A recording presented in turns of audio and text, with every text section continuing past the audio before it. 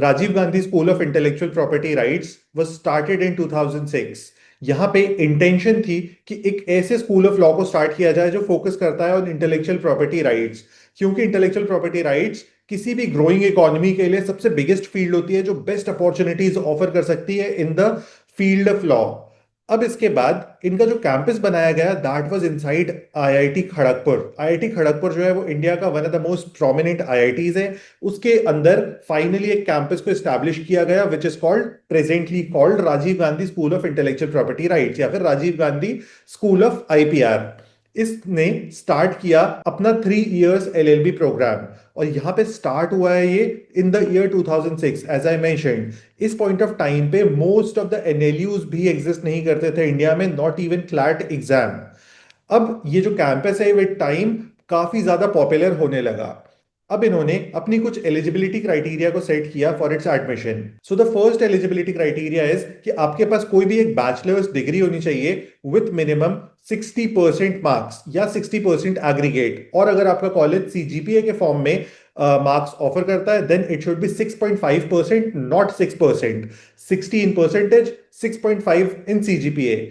Next layer पे इन्होंने बताया कि हमारे पास बहुत सारे स्टूडेंट्स ऐसे आते हैं जो एमबीए भी किए होते हैं। तो अगर आप एक एमबीए कैंडिडेट हो जिसने एमबीए कर लिया है या फिर अपनी मास्टर्स कर ली है, इन दैट सिचुएशन आपके लिए स्टिल एलिजिबिलिटी सेम रहेगी कि आपके मास्टर्स में आपके 60% मार्क्स होने चाहिए या 6.5 सीजीपीए होना चाहिए।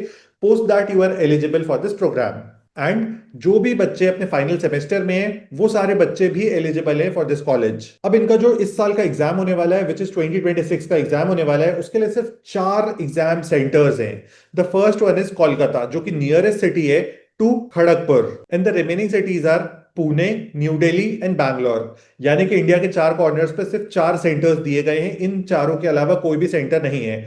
अब इससे बेनिफिट क्या होता है, ये बहुत ज्यादा लेस कॉम्पिटिटिव हो जाता है क्योंकि टोटल नंबर ऑफ एस्पिरेंट्स अपने आप ही कट हो जाते हैं इतने कम एग्जाम सेंटर्स होने की वजह से। अब जो भी बच्चे हैं, जैसे मैक्सिमम क्राउड इंडिया का कहां पे होता है तो उत्तर प्रदेश, बिहार, राजस्थान, यहां से maximum number of aspirants appear करते हैं। उनके लिए सिर्फ एक सेंटर है विच इज दिल्ली सेंटर, उसके अलावा वो कहीं भी नहीं जा सकते। हो सकता है बिहार के या झारखंड के कुछ बच्चे कोलकाता चले जाएं एग्जाम सेंटर लेके, लेकिन स्टिल बहुत सारे लोग डिमोटिवेट होते हैं because of these sort of things जहां पे एग्जाम सेंटर्स को लिमिट किया जाता है। तो अगर you are appearing for this exam, it's a good shot. अगर आपका एनएलसैट बहुत अच्छा नहीं होता है या एनएलसैट में थोड़े कम मार्क्स रह जाते हैं तो उस पॉइंट ऑफ टाइम पे it is one of the options that could be considered. By the way, मैं ये भी बता देता हूँ कि हम लोग का एनएलसैट क्रैश कोर्स बैच भी स्टार्ट हो चुका है। हम लोग आईआईटी केजीपी का कोई भी बैच ऑफर नहीं कर रहे हैं। अगर तुम्हें रिक्वायरमेंट है तो you can attend the legal and GK classes alongside NLSAT batch. और तुम क्योंकि इस वीडियो को देख रहे हो इसलिए तुम्हारे लिए मेरे पास एक ऑफर है which is 75% off on our NLSAT batch. Go grab the offer, use this coupon code. Next is form fees. तो इन्होंने जो फॉर्म फीस रखी है उसमें मेजरली 2 कैटेगरीज बनाई गई हैं। First is male and OBC.